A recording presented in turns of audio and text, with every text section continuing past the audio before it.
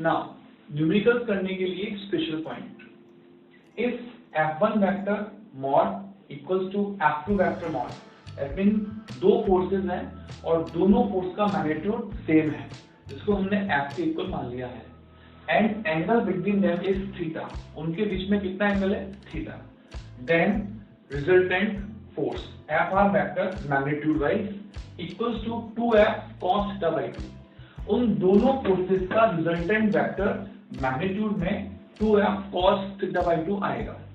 ठीक है, इस फॉर्मूले को आप याद कर सकते हैं, बट ध्यान दीजिए रिजल्टेंट का ये वाला फॉर्मूला आप तभी यूज करेंगे जब आपको फोर्सेस का मैग्नीट्यूड सेम दे रही है। यदि फोर्सेस की मैग्नीट्यूड सेम नहीं दे रखी हो तो आप as you know as usual standard formula F1 का स्क्वायर प्लस F2 का square plus 2F1 F2 cos theta, ये वाला फॉर्मूला यूज करेंगे। इसी फॉर्मूले में F1 F2 की वैल्यू सेम रखने के बाद, मैथ्स को सॉल्व करने के बाद ये फॉर्मूला इस तरह से शॉर्ट फॉर्म में आ जाता है। नाउ VVFC इसी स्पेशल पॉइंट में एक खास बात, वेरी वेरी स्पेशल पॉइंट क्या है, नंबर 1, इफ यहाँ फोर्स तो सेम है बट यदि एंगल 60 हो तो क्या 60 रख दीजिए, तो 60 बाय 2 हो जाएगा, तो रिजल्टेंट फोर्स का मैग्नीट्यूड होगा cos 60 by 2, that mean cos 30, तो मैंने cos 30 की वैल्यू √3/2 रखी, इनटू 2f मल्टीप्लाई में कर ही रहे थे, 2 से 2 cancel, √3f, that mean 60 degree यदि एंगल होगा और दोनों फोर्सेस की वैल्यू सेम होगी तो रिजल्टेंट उनमें से किसी एक का √3 टाइम्स आएगा। Okay, second, if theta equals to 90, यदि थीटा 90 होगा तो 90 का हाफ कितना होगा 45, तो cos 45 रखो, मल्टीप्लाई करो 2f से आंसर आ जाएगा। cos 45 की वैल्यू 1/√2, 1/√2 का डिवाइड करोगे 2 में तो √2 हो जाएगा, तो √2f, दैट मीन जब दो फोर्सेस की वैल्यू सेम हो तो उनका resultant √2 times of one of them आता है whenever the angle between them is 90 degree, उन दोनों के बीच में भी एंगल थीटा 90 हो तो रिजल्टेंट कितना आता है, √2f। Next, number 3, if theta equals to 120 degree, दोनों फोर्स की वैल्यू सेम, एंगल 120, हाफ करो 60, cos 60 की वैल्यू यस 1/2 मल्टीप्लाई करो f। थोड़ा सा अजीब लगेगा कि रिजल्टेंट f कैसे आ सकता है, दो फोर्सेस जिनके मैग्नीट्यूड सेम है और यदि उन दोनों फोर्सेस के बीच में एंगल 120 डिग्री हो तो उनका रिजल्टेंट उनमें से किसी एक के मैग्नीट्यूड के सेम आता है। ये 3 पॉइंट आप याद रखें, रिजल्ट डायरेक्ट 60 डिग्री पर √3 टाइम्स, 90 डिग्री पर √2 टाइम्स और 120 पर सेम। ओके, अब मैं कुछ एग्जांपल देता हूं आपके सामने इसी स्पेशल पॉइंट से रिगार्डिंग।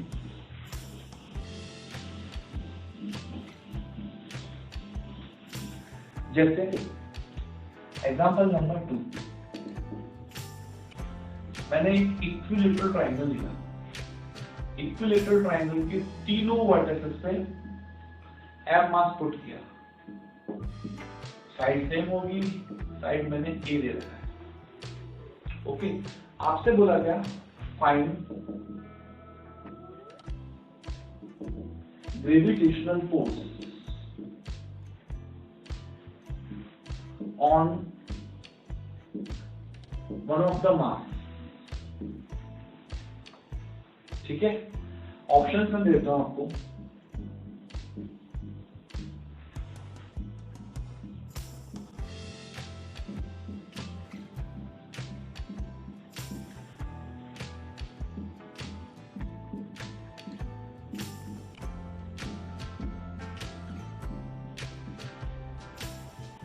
ऐसे आपको आंसर दिख रहा होगा, फिर भी मैं सॉल्व करता हूं। सॉल्यूशन में ब्लू पेन से करता हूं। मान लीजिए मुझे इस मास पर रिजल्टेंट फोर्स चाहिए, आपसे वर्ड तो नहीं लिया गया रिजल्टेंट, बट आपको मालूम होना चाहिए कि इस मास पर यहाँ बाकी दोनों मास अपना अपना अट्रैक्शन फोर्स लगाएंगे। ये मास इस मास को अपनी तरफ अट्रैक्ट करेगा और वो मास उस मास को अपनी तरफ अट्रैक्ट करेगा। सिंस ये दोनों मासेस के पेयर में मास की वैल्यू सेम है और यहाँ पर भी मास की वैल्यू सेम है, यदि मैं इस फोर्स की वैल्यू पॉइंट आउट करूं तो G m1 m2 दोनों मास सेम है ना, तो क्या मैं इसको gm² लिख सकता हूं? अपॉन डिस्टेंस कितनी थी इनके बीच में, इक्विलेटरल ट्रायंगल, डिस्टेंस ए ही होगी तो ए स्क्वायर। एंड सिमिलरली यहां पर भी मास इज सेम और डिस्टेंस भी सेम, तो फोर्स का फॉर्मूला बनेगा जी, पहला मास m, दूसरा मास m, तो gm स्क्वायर अपॉन इनके distance a square. Individual forces को निकालिए, क्या इन दोनों फोर्सेस की वैल्यू सेम है? यस। क्या इसको मैं f बोल दूं? क्या इसको मैं f बोल दूं? नाउ सॉल्यूशन का पहले स्टेप पर, क्योंकि ये काम तो आप क्वेश्चन के अंदर भी कर सकते हो, ठीक है, इसमें कोई बहुत बड़ी रफ नहीं है, तो पहले स्टेप पर दिमाग में आएगा दोनों फोर्सेस के बीच में एंगल कितना है। इक्विलेटरल ट्रायंगल में कितना एंगल होता है? ये 60 डिग्री, राइट।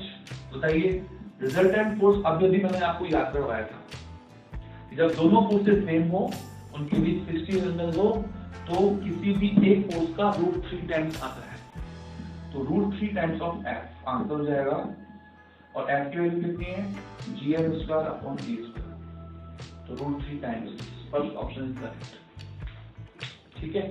जरूरी है हर बार इक्विलेटरल ट्रायंगल आए, तो क्या मैं इसको स्क्वायर में चेंज कर दूं? ये लीजिए नया question,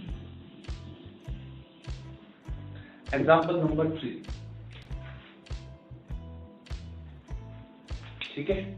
find the gravitational force on one of the mass,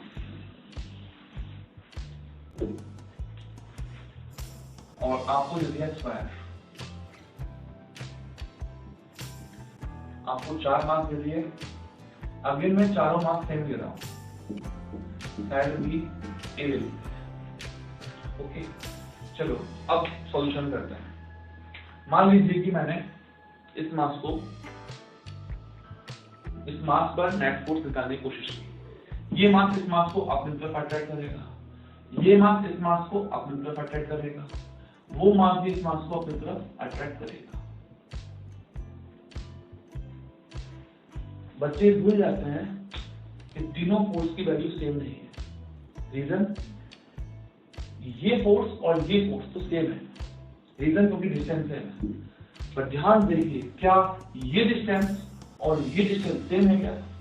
नहीं, मासेस के पेयर सेम है बट डिस्टेंस सेम नहीं है, इसके ध्यान दीजिए। तो मैं ब्लू कलर से सॉल्यूशन कर रहा हूं। तो अभी भी आपने किया था, जहां आया था gm square upon a square, equilateral triangle में भी यही आया था, ठीक है। यहाँ पर कितना आया था याद करो, gm square upon a square, तो a डिस्टेंस सेम है, मासेस के पेयर भी सेम है, बट यहाँ ध्यान दीजिए, ये जो फोर्स आएगा वो आएगा g, पहला मास m, दूसरा मास m, चलो gm स्क्वायर। बट याद कीजिए ये डिस्टेंस a है, ये a है। यदि आप ध्यान देखोगे तो स्क्वायर का डायगोनल की लेंथ कितनी होती है? साइड का √2 times, a square plus a square का अंडर करोगे ऐड करने के बाद, याद है राइट एंगल ट्रायंगल दिख रहा है ना आपको, तो ये डिस्टेंस कितनी है? √2a, तो ये √2a का स्क्वायर है। Now we have 3 forces, 1, 2 and 3। इन तीनों फोर्स का रिजल्टेंट निकालना है, ओके। ध्यान देखिए, इस फोर्स की वैल्यू है gm square upon a square, यहां भी है gm square upon a square, और ये वाली है gm square upon 2a square, √2 का स्क्वायर 2 बन जाएगा। तो अब पब्लिक बोल दिए मेरे से, सर कौन से 2 वेक्टर पहले ऐड करें? हमें तो केवल 2 ही वेक्टर ऐड करने आते हैं। तो ध्यान दो, जिनका मैग्नीट्यूड सेम है और जिनके बीच में 90 एंगल है, तो उनको तो तुम पहले ऐड कर सकते हो, हमारे पास शॉर्ट ट्रिक भी है। तो ये लो, फर्स्ट ये वाला था, दूसरा ये वाला था, इनका रिजल्टेंट कितना आएगा? और अगर सेम फोर्स है तो रिजल्टेंट बिल्कुल बीच में ही आएगा, और ये फोर्स तो बिल्कुल बीच में ही है। ध्यान दीजिए, डायगोनल जो होता है वो साइड से कितना एंगल बनाता है? 45, और जब इन दोनों का रिजल्टेंट आएगा, इन दोनों फोर्सेस का रिजल्टेंट आएगा, वो भी तो 45 पे ही आएगा। कितना आएगा? लेट्स सी, याद करो 90 एंगल पर 2 सेम फोर्सेस का रिजल्टेंट कितना आता है? तो अभी तो शॉर्ट ट्रिक नहीं थी, 2f cos /2 से √2 टाइम्स आया था। यदि मैं इसको बोलूं ये फोर्स f है, ये f है, ये कितना आएगा? √2f, right. ध्यान दीजिए, हमारा ये f कितना था? G M square upon a square. ये कितना था G M square upon a square. ये कितना आएगा √2 times of G M square upon a square. ठीक है, इसको हम डार्क कर लेते हैं। इन दोनों वेक्टर्स का रिजल्टेंट हम कर चुके हैं। डोंट वरी, अभी तीसरा भी है। प्रिंसिपल ऑफ सुपरपोजिशन में एक खास बात है कि दो वेक्टर आपने ऐड कर लिए तो तीसरे को बाद में भी ऐड कर सकते हो। नाउ थर्ड वन, क्या थर्ड वन भी इसी लाइन पर है? यस, इसी लाइन पर है। कितना है, मैं ब्लू कलर से शो ऑफ कर रहा हूँ, वो है G M square upon 2a square. अब समझ में आया आपको क्यों मैंने इन वेक्टर्स की लेंथ यहाँ लंबी रखी थी, यहाँ वेक्टर्स की लेंथ कम रखी थी? क्योंकि ये मैग्नीट्यूड वाइज ज्यादा है और ध्यान देखो √2a डिस्टेंस ज्यादा होने से एक नंबर नीचे आया 2 जो कि इनमें नहीं था। मतलब जो भी इनकी लेंथ है उसकी आधी ही लेंथ है। तो आप देखिए जब इनका रिजल्टेंट करेंगे तो कितना आया √2 टाइम्स, राइट? √2 टाइम्स आया इस नंबर का, और यहाँ तो उस नंबर में जी M square upon a square में 2 डिवाइड कर रहे हैं।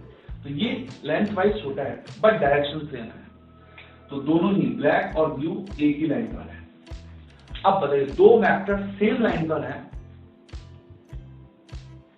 तो इन दोनों का रिजल्टेंट निकालने डायरेक्टली ऐड में कर दूं, इसमें कौन सा रूल लगेगा?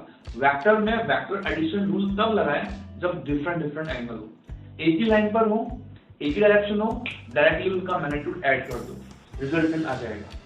नाउ देयरफॉर एफ आर कितना है रिजल्टेंट? तीनों फोर्स का रिजल्टेंट। दो फोर्स का रिजल्टेंट तो ये आ चुका है, उसमें ये वाला आ चुका है, उसमें ये ऐड कर दो।